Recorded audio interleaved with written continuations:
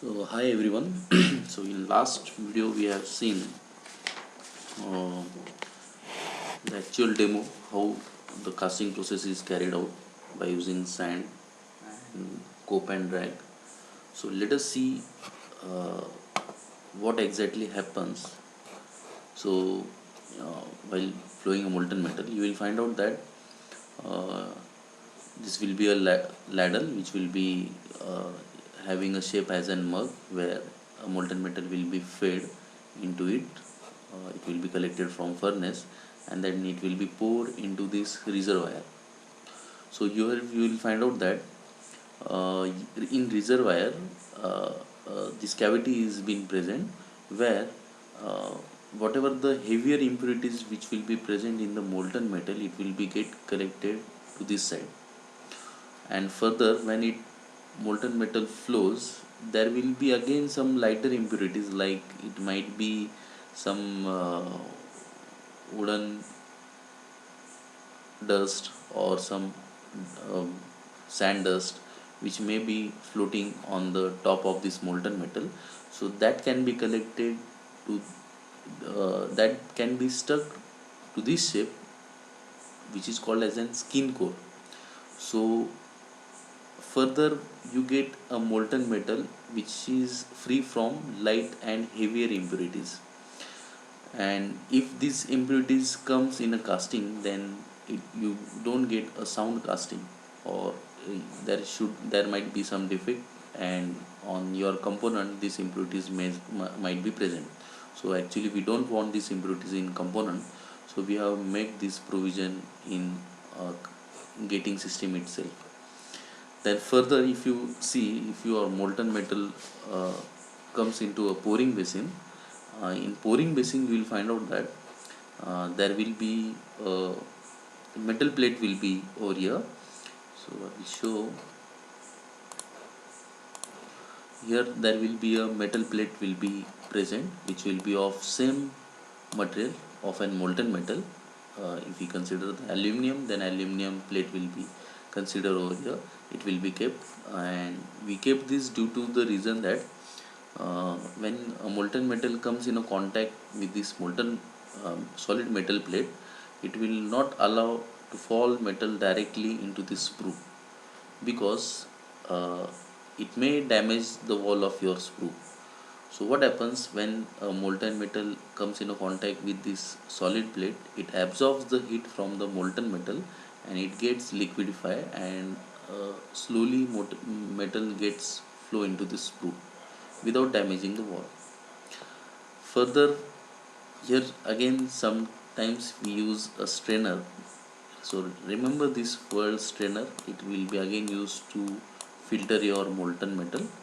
It will be a shape like some purifier metal. And so further metal flows into the runner, and in through runner you will find out that there might be a shape like what we can say, here again you may come and words like skin skin uh, skin core, skin bob. So again here also there will be a provision made. Suppose if some impurities again will be present in a molten metal, then it will be get separated over here. Again here somewhat like cavity shape will be there to upper side as well as to the lower side of an runner. So again lighter impurities will be get stuck into this cavity, and heavier impurities will be collected at the bottom. So impurities is nothing but unwanted particles present in the molten metal. It may be in heavier, it may be a sand like structure which may come into contact with the molten metal while heating the metal into the furnace. So further, as material flows into the ingate, and through ingate it will be flowing into the cavity, and further through cavity it will be flowing through the riser. So in this way actually the gating system will be working. So our aim is to study that the gating system should be designed in such a way that the cavity should be filled with molten metal in minimum possible time, so that we can avoid a defects like misran or cold shut. So misran is nothing but incomplete filling of your cavity, so that we can call as an misran defect. And cold shut is the defect which your molten metal gets solidify before filling the cavity. So remember this term. Even we will be further looking this term in defect as well, but our aim is to design gating system in such a way that your cavity should be get solidify uh, early than the pouring time of your molten metal. Then another is the flow of molten metal. So if you consider the sprue, uh, your flow of molten metal should be laminar. So what is exactly laminar and turbulence flow? This you might become in across in fluid as well as in your 12th standard. So actually, suppose this is your tube through which water is flowing. Now suppose you consider that water is flowing, molecules of water is flowing in one line without disturbing the other molecules. Then this type of an flow can be called as an laminar flow. Laminar flow. And if suddenly some air bubble may come in a contact with this water, and again some, if you applied some external force to this force on this water, then what happen, the molecules which is flowing inside this tube will be get disturbed, and it will travel in random direction, and it may create a turbulence into this pipe. So due to this, what happen, this kind of an flow is called as an turbulence flow. So this molecule may disturb your inner surface of your pipe, but as it is an plastic or stainless steel, it doesn't affect so much. But in case of an sprue shape, here the wall surface is made of an sand, and if you are creating if the molten metal creates a turbulence flow, then it may damage the wall surface, and it may carry a sand with it, and it may collect it into the cavity. So again you will get an defect component. So to avoid that, your flow of molten metal should be the laminar. Now again, your design of getting system should be such that it should reduce the air aspiration. So what is then exactly air aspiration? Now when you pour a molten metal into this sprue, here sometimes there might be a negative pressure may be generated.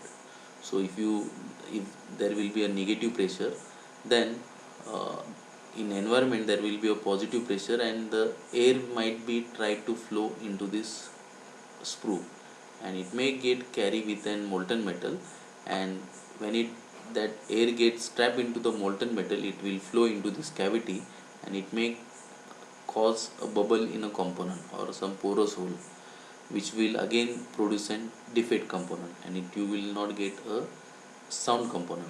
So we'll study this aspiration effect in further in sprue part, but you have to remember that the gating system should be designed in such a way that there should be no air aspiration, or there should be a very, you should reduce the air aspiration effect. Then it should be designed, the sprue and runner should be designed in such a way that the lighter and heavier impurities will should be get separated. So I have explained this the skin bob uh, concept. So skin bob is generally used to separate the impurities. So you remember this term, skin bob, or you can also you call this as a skin core. Then again you can also call this as a strainer, which separates the impurities from the molten metal. Now again, gating system should be such that, or it should be designed in such a way that there should be a directional solidification. Directional solidification means what? If you have some critical areas into this cavity, then those critical areas should be get solidified first, and then later on the remaining areas should be solidified. So you can fill your uh, cavity in a proper way, and later on the riser should be get solidified. Because what happens if the riser, if the critical areas will be not getting solidified first, then uh, you make, there might be a chances of creating again a defect component. So there should be a directional solidification into this casting. Then it should fill the molten metal in difficult zones and section of the cavity, so that to avoid incomplete filling of the mold and the defect like misran. So you have to take all this design consideration while designing the gating system. So that was all related to the gating system. Now let us see the concept of an sprue runner further. So we'll see the next slide. So sprue. Now the sprue should be designed in such a way that it should reduce the aspiration effect. So remember that aspiration effect. So what exactly now aspiration effect is? So here we have designed sprue of cylindrical shape, and another is of an uh, trapezoidal shape, or you can call it as an cone like shape. If you might have seen the ice cream cone, same cone like shape design is there of an sprue. Now if I pour a molten metal to this cylindrical shape, now what happens, uh, there will be, when molten metal pour into this cavity, you will find out that there will be some space will be created on the wall surface on the both side, and that space will be having a pressure less than the atmospheric pressure. So we call this as a negative pressure. So negative pressure zone will be generated at wall surface, and as your sand is of porous nature, then air will be get travel to through this pore. Now due to the temperature pressure difference between the environment and this space, whatever the air will be present in the environment, due to pressure difference it will get travel into this space, uh, and again this air will be get trapped into this molten metal, and it will be travel into the cavity, which will again produce an porous hole defect, and your casting will be of uh, it will be having a defect. Now instead of cylindrical surface, if you make it as an cone shape, then you will find out that the molten metal will be flowing into the cavity, or whatever the space which was generating in cylindrical shape, that will be not generated in cone shape, because it will get fill the bottom area first, and then it will try to fill the top one. And due to this kind of an shape, you will get an as well as an laminar flow, and not the turbulence. In this case you get the turbulence flow in cylindrical shape sprue. So you have to remember that uh, the sprue is, due to that reason, or to reduce the aspiration effect, we design a sprue of a taper shape and not of an cylindrical shape. In further lecture we'll discuss about in further video we'll discuss about uh, runner, gate and the riser. So thank you.